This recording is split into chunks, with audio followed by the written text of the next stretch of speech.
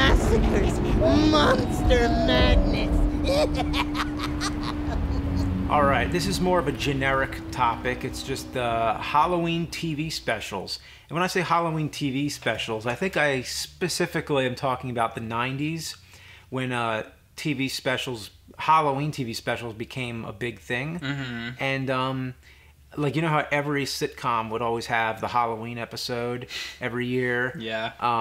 And you always remember in those episodes when they'd have the house would be decorated. Like, it wouldn't always necessarily be something supernatural that happens in the episode. It would just be like Halloween is taking place at at that house in the neighborhood. Yeah, and it kind of helped make you feel like it. Oh yeah, it is Halloween. As that reminder. Well, with all those sitcoms, yeah. I feel like that all started with like the 90s sitcoms. I actually think it started Roseanne.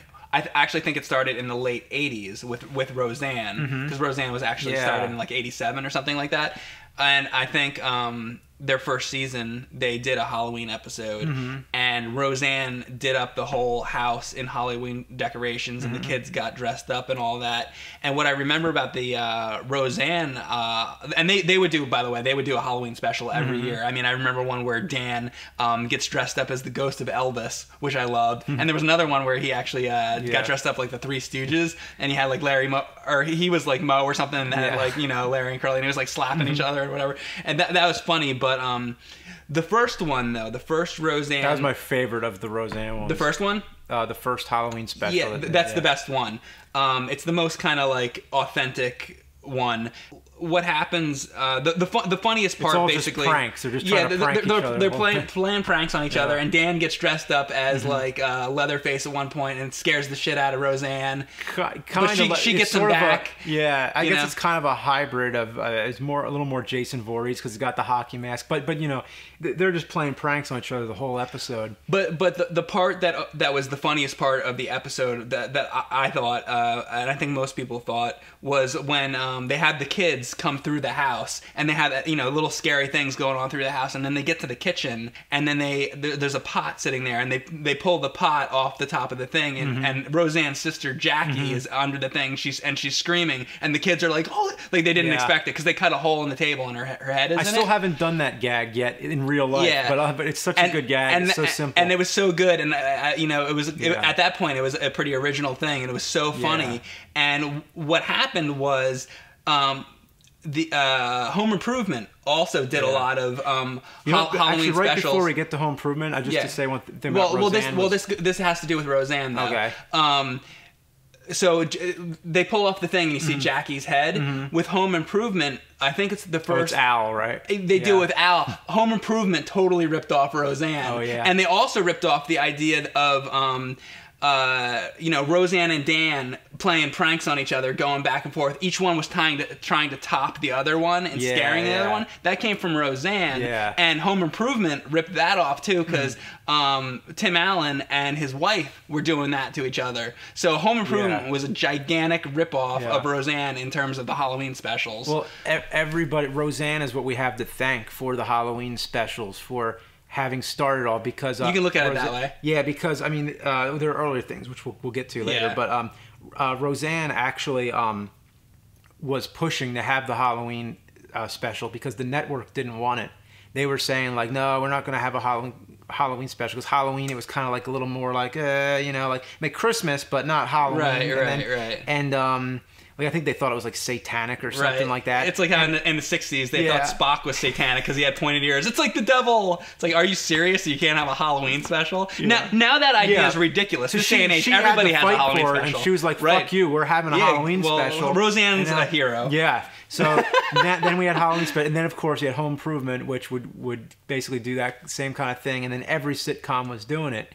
So that's kind of where it started. And you could see all the Roseanne Halloween specials on a DVD. They actually made a box set of just the horror, Halloween just specials. Like a one. Well, I know there's just a one DVD, and it just has all the. It's the Roseanne Trick or Treats or something like that. It's called something like that. Yeah. But Home Improvement, just to go on that one. Yeah, I love those too. As a kid, they all blur together. Like I just remember seeing them all at the same time because they would rerun it a lot and everything. But every season with these shows, they would always do a Halloween special. I mean, that's where it comes from with the AVGN. That, you know, every year doing a Halloween special. That's kind of like where it comes from. You can thank Roseanne Barr for the Friday the 13th episode of AVGN. Yeah, if you got a show, you got to have a Halloween special. That's right. I always loved how Tim would decorate his basement, and he did like a whole haunted house kind of basement thing. And you got to keep in mind, this is a sitcom. It's a TV show. And the production of this haunted house in his basement was so awesome. Maybe that has to do with that Tim is a big... yeah. Maybe that has to do with, you know, Tim having a home improvement show. And he, you know, I mean, the show in the show, you know, Tool Time. And how he was, you know, he would construct all that stuff himself. And he maybe had a lot of money from the show. But the way I interpreted that as a kid was I was just kind of like disappointed that my own haunted house, I couldn't get it to look that good as on the show. And I'm like, oh, but if he could do it, why can't I get it to look that good? And I wouldn't keep in mind that it's a TV show with a budget, and you know what I mean? Was Home Improvement your big influence in terms of dressing up your house when you were a kid? Was it that? It wasn't Roseanne, right? It was that and Roseanne, I think. Because you know how Roseanne had it where they walk through the house and the kid opens all the decorations, door. Yeah, and then the kid speaks in the scary voice. And, DJ. All the DJs. Connor. Did we do like a video about all the DJs or something? Yeah. Anyway, we did a video. Well, I actually remember. Like DJ from Full House he's talking about. What was it? Unlikely versus battles. Yeah, look that up. Yeah. But I loved how that was one of my favorite parts of the show is to see how the houses are decorated. Yeah, they'd always have those Beastal die cuts, you know, in the background, like you know, like the pumpkin and the cat and all that. The haunted house. And yeah, I think those always is kind of what it struck a chord with me about how to celebrate Halloween. You got to decorate your house up, and you got to, you know. And it's great that's what's inspired you. It kind of reminds me of, like, I wouldn't have thought of that. I would have thought, like, oh, it's because of old classic, like, Universal monster movies that James likes to dress it up. And it is, but it's, you know, it's a lot because of, like, Roseanne. And you wouldn't, like, think that. And it's kind of like, I wouldn't have thought that the first time you saw the Frankenstein's monster was in Teenage Mutant Ninja Turtles, right? Wasn't it? I think you told me that at one point because of Shredder or something. The first time I heard, like, the line, "It's alive" and all that. Oh, that's what it was. All those references, like when they would reference old horror movies. I didn't know where they were from exactly, but then I started get interested in the source. I was like, well, I keep hearing these references. Like, you always hear people talk like Dracula, like Lugosi, and you're always like, well, I want to see the movie. I want to suck your blood. Yeah, which he never says in Dracula, right, It, you know, you want to go back to the source material. But yeah, the Halloween specials are just a tradition, and that kind of, like, it, you know, helps you put you in the spirit. Family Matters started. They went crazy with the Halloween specials. Well, yeah, they went crazy later. Like, early on in Family Matters, they didn't do a whole lot. There was that one where the Abe Lincoln guy robs the bank, and then Steve is dressed as Superman and fights the guy in his dream. You know? I'm thinking of the later ones. The later ones are the ones you're thinking of. Steve-O, the evil Urkel dummy, and the Carlsbad. Yeah, and that's when he's older. That's when like. Jaleel White was getting a little too old for the part. He was like a grown man by that point almost. That's before, you know, Urkel you always envision as like this little scrawny kid, but this was when he was like, you know, fully grown young adult. Right. But yeah, Steve-O and Carlsbad. That was when it got crazy, where it was like supernatural kind of. I think it was still a dream, but you know. You know, Perfect Strangers also did Halloween specials. That ghost one or whatever? I remember one where, like, Balky's, like, flying in the kitchen and zapping things with, like, laser beams at his fingers or something. And I vaguely remember it. But, you know, all those sitcoms started doing that after Roseanne, like, kind of got the ball rolling. Yeah. It was crazy. It was fun. It was a great way. Roseanne is the queen of Halloween. You know? Yeah, it's true. Yeah.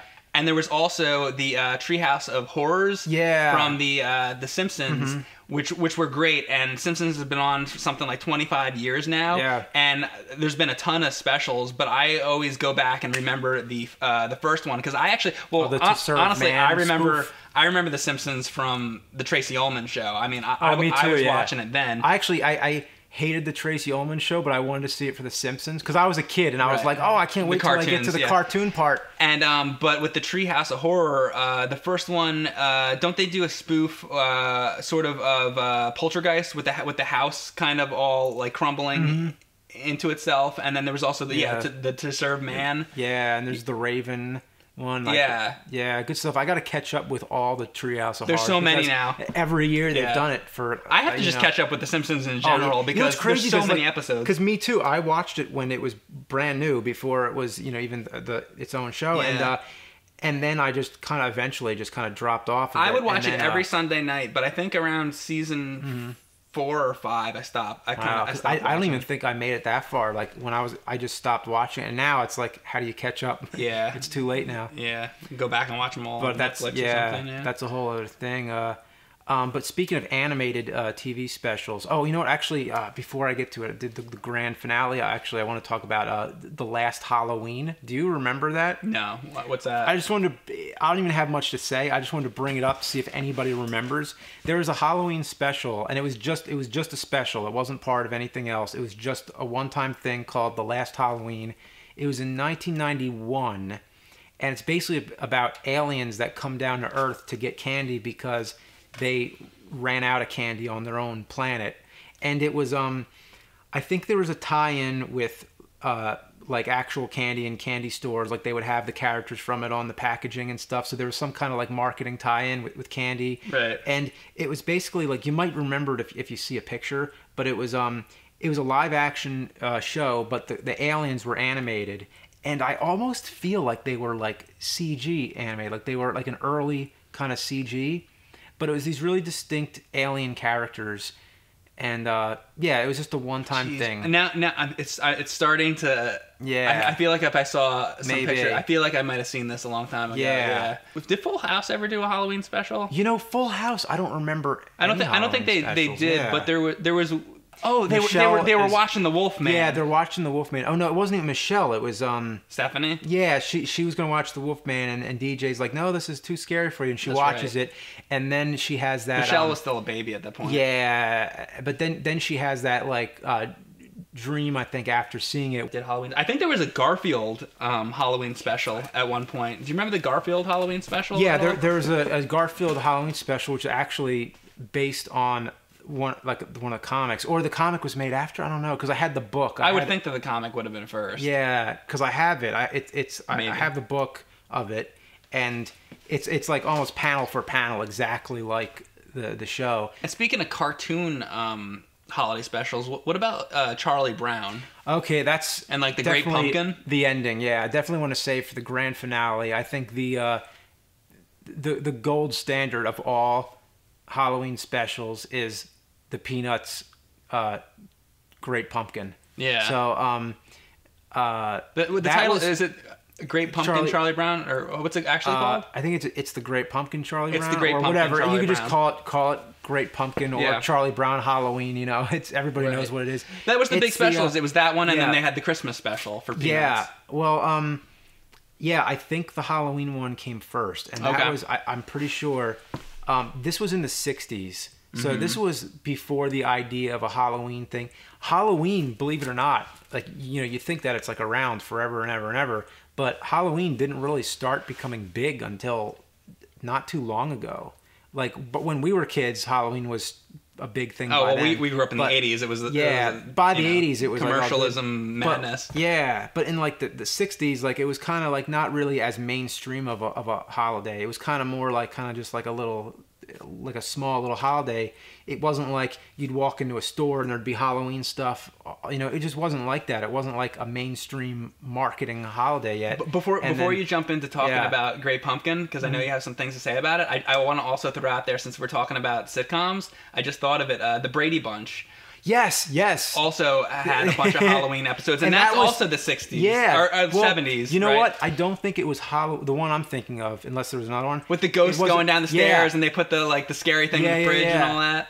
And that wasn't Halloween, but it was like a scary episode. It was like a spooky, because it started they're both trying to play pranks on each other the whole time, and they have the ghost on the string, and I mean, that had to be mentioned. Because, definitely. No, I'm that's glad a classic, you mentioned that. I almost forgot about that. So Great Pumpkin, it was really what started. It actually really helped make Halloween popular in general as a holiday. And that is a tradition. I feel like that's like, you got nothing to lose. It's 20 minutes long without commercials. Is it that short? Wow. If you watch without commercials, it's that short. It's a tradition. I feel like every year it's not Halloween unless you put that on, you know? I feel the same way about the Disney Ichabod thing, which is also like a short, 20-something minute thing. Yeah, Disney's Ichabod, I saw that as a kid. And the thing is, when you get it on DVD or whatever, it's like, it's part of a 2-part thing. Basically, it's Mr. Toad and then Ichabod. But you just skip the Mr. Toad part. Skip to the Sleepy Hollow part. I love the Mr. Toad's Wild Ride, the actual ride when you went to Disney World, but I didn't care. I never cared for the movie part. But the Ichabod thing. Now that's not a sitcom, but since we're along the lines of animated Halloween specials, that was one of the greatest. Oh yeah, the Headless Horseman. I put that on my top. I'm glad you mentioned that. But it's kind of like, I was thinking like TV specials, but that's like, because wasn't that like in theaters? Like, well, that was a Disney movie, so it would have been a Disney feature film. That's like theatrical, I don't know what year, and probably 1949, is it? Yeah. Off the top of my head, I think it might be around then. If you want to talk about just Halloween, anything like that is like, probably I would even put that above Charlie Brown. I mean, like that's, but for TV specials, definitely The Great Pumpkin. Well, you know what though? I saw the Ichabod thing as a kid on television. On TV, yeah. That's why I'm thinking of it that way, because it was probably on like CBS or something like that. You know, they show all that kind of stuff around Halloween time. And even though originally it came out in the movie theater, to me it was like an animated special for TV. You know, kind of the way the Grinch is around around Christmas time. You know, it was one of those type of things, and exactly. But I loved The Great Pumpkin. Yeah, you know? and you know what? I'm starting to find out, and maybe it's just with me, but I think there's some kind of disconnection with younger generations, maybe, or not even really. Like some, there's a lot of people who don't like it. They don't like Charlie Brown things, and Charlie Brown is an older thing now. It's not popular really anymore. It's kind of like the Flintstones. Yeah. It's like nobody really cares about the Flintstones anymore. I'll never forget. Because I just assumed everybody likes Charlie Brown as much as me, and I put it on at a Halloween party a few years ago, and I remember it killed the party. Like literally people left. Like I was like, 20 minutes, Charlie Brown, what could go wrong? Because I was kind of putting on some different things, and everything was like, it hit, like I put on like a Twilight Zone episode, and everybody was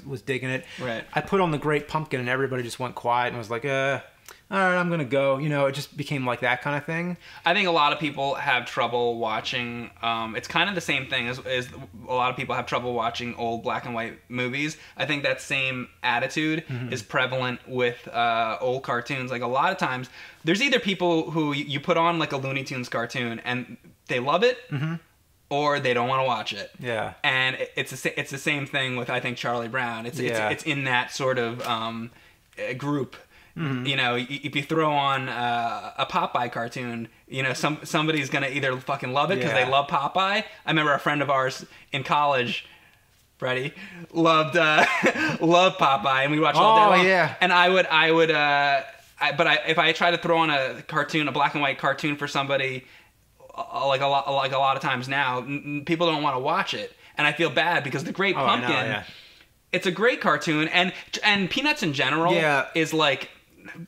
The cartoon and the comic, like, is depressing, because Charlie Brown is such Charlie Brown is such a sad character. Like everything bad always happens to him, and I could understand maybe not wanting to drag a party down because it's kind of like it's a slow Peanuts is a slow, depressing thing. But I understand, like, it's a fucking classic Halloween. Like, I would watch it because I mean I grew up with it, so it's like I'm so used to that. But it's like I'd like to try and explain the appeal of it a bit if I can. I don't know if I'm able to, but I'll try. Is that it is like a very humble kind of thing. Like, you know how simple the animation is for one thing. Like, you know how, like, there's lots of animation errors in those Charlie Brown cartoons? Like, lots of them. Like, things are... Even just the simplicity of how it's all drawn, it's, like, very simple. They're trying to make it like the comic. you know. Yeah, I guess so. But Peanuts. there are lots of times where like that, you know, the cell would go on in the wrong order, or somebody's foot disappears, Right, yeah, or something absolutely. changes color. But you know, Somebody's the wrong color and stuff yeah. like that. But there's something about that I like. That it's very humble. Like it just has this very Homemade like, sort of quality. Not homemade, yeah. but like... And it's like not even like nothing crazy happens in it. It's just kind of Charlie Brown just living his regular mundane life, and Halloween isn't treating him so well. It's just any holiday, he's always having a bad time. I think what you're talking about is like it's very satisfying to sit and watch. It's very soothing. It's very calming, and it is very slow paced, but it puts you into a certain mood watching that is not often replicated. And it's kind of one of those things like either you kind of get it or you don't. Like when I watch Peanuts, it's got that it's Vince Guaraldi like music, and it's great jazz music. Yeah, like, great you listen jazz to music. music on its own. Like you listen to the soundtrack. Actually, sadly, the music from The Great Pumpkin, a lot of that is lost because it's actually the only way to hear it is with the soundtrack of the thing. Like people have taken the parts out, but it's with the like characters talking. It's with the characters talking and everything. There are some tracks from it that came out of that where you can get them on like CD and everything, but most of the Great Pumpkin cues are all like lost, right. or they're not available or whatever. Yeah. I mean, that would, you know, if the words weren't in there, that would have been a great thing to put on a CD along with like the Ghostbusters theme and like the Haunted Mansion theme. Do you ever do that? Do you ever put together like a CD of or whatever, an iTunes list these days of like holiday music? All the time. I mean, when I had the copy from CD to cassette, that's what I would do. You'd have to like play the track on the CD and then record it on the audio cassette, because if you had like a CD audio cassette player, but you'd have to listen to every song in real time and then stop it or rewind it back if you missed it and then hit record for the next one, and you'd be doing that and it would take hours and hours and hours, but at the end you'd have an awesome Halloween playlist. Now in iTunes, I just go and you're done. You can make like 10 playlists. I had a record player when I was a kid, and we would put on. Oh, me too. We would put on the records actually of the spooky sounds, and it would be like chains like rattling on the ground, like creaky doors and bats and things like that, and so it's a shame that that soundtrack for Great Pumpkin is lost, because that would have been a great thing to have on a music Halloween soundtrack like that. Yeah. So you have Charlie Brown, and he's like, you know, just a likable character. Like you kind of just, you know, you sympathize with him, but you also kind of laugh at him at the same time, you know. And then there's Linus, who is just, you have to admire. Blanket. Yeah, with him and his blanket, his damn blanket. You have to admire him for holding out for some kind of magic, because, you know, he's got his holidays all mixed up, and he kind of thinks there's some kind of like almost like a Santa type figure in Halloween. So he's waiting for the Great Pumpkin to arrive, and he has this stupid idea. How did he get that idea? You don't know, but he believes it so strong that you feel like you want to believe it too, and you just have to admire him for it. And the last thing about the Great Pumpkin that I'd like is just how it addresses everything for the fall season. Like everything happens in the show. You got carving a pumpkin, you got making costumes out of blankets and stuff, you got trick-or-treating, going to a Halloween party, jumping in a pile of leaves, and addressing the whole fall season. Yes, it even has football in it, which, even though I hate football, it's... Football doesn't treat Charlie Brown very well either. You know, every time he tries to kick the football, Right. So I think that's very appropriate. That's in there. It's just kind of like one shitty thing that comes along with the fall season, that it's just there, you know, just to accept that it's there. So I think it depicts football exactly how it should be. And doesn't like the World Series, like sometimes, or the playoffs always happen during like Halloween? You mean baseball, right? Yeah, now they do. I mean, before, like years ago, you'd put on Halloween night, you turn on the TV and there'd be the Great Pumpkin or something. Yeah. Now it's fucking baseball. What is October 31st to most people supposed to be about? Well, for me, it's Halloween, but in some of the recent years, it's been baseball now. because it's like all of a sudden they decide, oh, let's just move the end of baseball to fucking Halloween. Like, fuck Halloween. You know what? Yeah. Fuck Halloween. We're gonna knock a ball through a whatever. Let's knock not get a on fucking that subject. pumpkin through your fucking ass.